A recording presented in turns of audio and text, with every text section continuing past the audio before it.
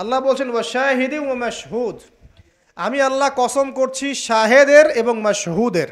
শাহেদ কি? তাফসিরের কিতাবে এসেছে শাহেদ মানে হচ্ছে জুমার দিন। কোন দিন? জুমার দিন।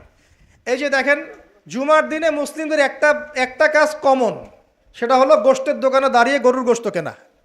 সকাল সকাল দেখবেন জুমার দিনে হাজির কষায়ের দোকানে, আজকে জুমার দিন গরু খাইতেই হবে, নাকি ভাই? কথাটা কি ঠিক না ঠিক?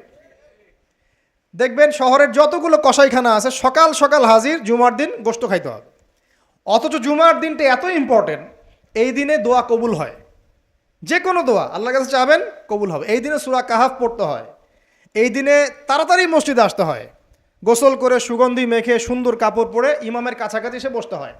তাহলে প্রত্যেক কদমে 1 বছরের রোজা, 1 বছরের তাহাজ্জুদে নেকি হয়।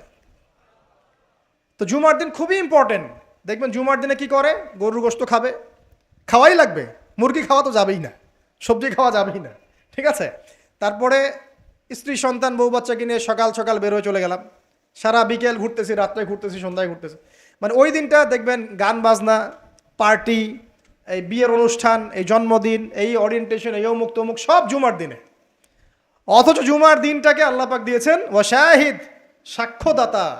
মানে জুমার দিন আপনাকে সাক্ষী দিবে আপনি এই দিন কি করেছেন। জুমার দিনের কাজগুলো পড়ে নেবেন বই থেকে। আল্লাহ পাক তৌফিক দান করুন, আমিন।